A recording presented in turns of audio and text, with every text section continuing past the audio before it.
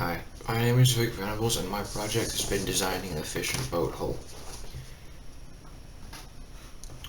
The problems that I have been testing was fuel inefficiency, stability, and mobility.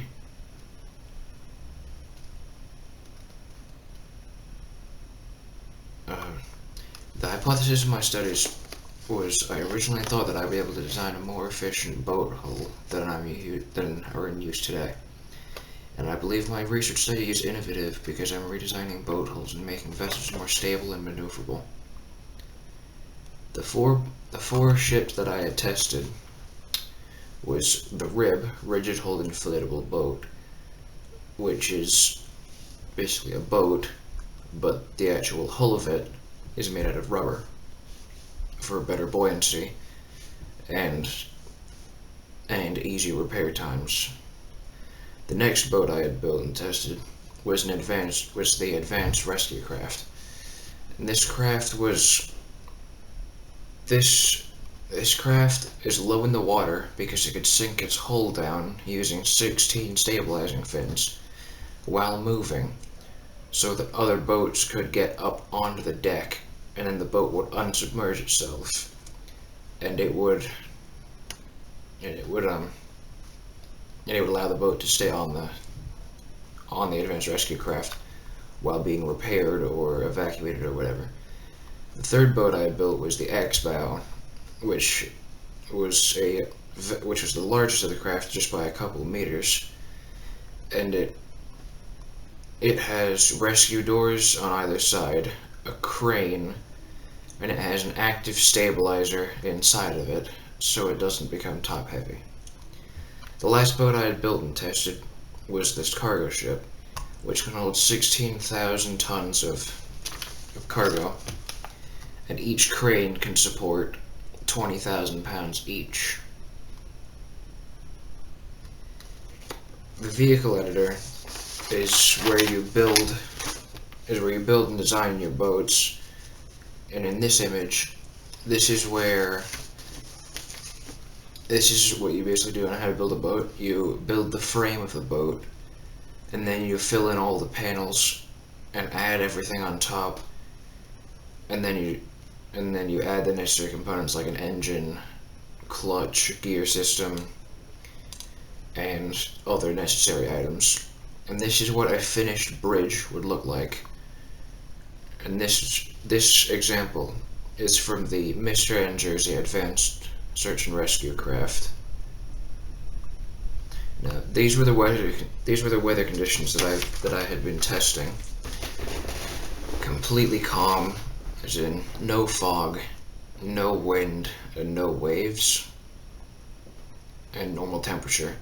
And this is what I was testing as the rough weather, which is 200-mile-an-hour winds, heavy rain, very dense fog, and 35-degree temperature. The boat that I had designed the rib off of was this US Coast Guard rib. I tried to design it as close as possible and then do my necessary improvements to it, and I think that I had improved this specific model the most. And this is the testing results for the rib. What I had designed the advanced rescue off of is this US Coast Guard 87-foot cutter. And what I had done is I had lengthened the boat by nearly double, made the crew cabin shorter, and I made the entire boat lower to the water. And I moved the antenna inside the boat, causing less drag and less instability. And this is the testing results for the advanced rescue. This is the design that I improved to make the X-Bow, and this is the US Coast Guard X-Bow. What I had done is I had separated the actual upper bow and moved it back and made the cabin and antenna smaller, so that when waves would hit the bow, instead of being deflected in every direction, it had time to flow off the sides of the ship instead of just dropping down to the water and causing turbulence in the water. And this is the testing results for the X-Bow. This is the design that I was designing the cargo ship off of, and what I had done is I had moved the bridge all the way to the back of the ship, added 2 cranes, and I had made it about 150% smaller so that it would handle better in a lot more conditions and be more maneuverable. And this is the testing results for the cargo ship. The improvements that I have made for each of the ships was, in the rib boat, I had added 2 small car engines for each of the propellers, both of them with a gearbox and clutch, with the fuel tank right behind it.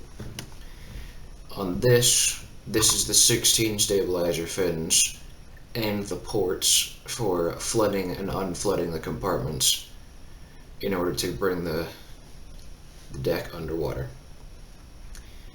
In this image, this is the moon pool in the X-Bow, where when flooded, you have access to underneath the ship. And in this image, this is the engine room for the cargo bay. This many engines were needed just so it would have enough torque to pull itself along.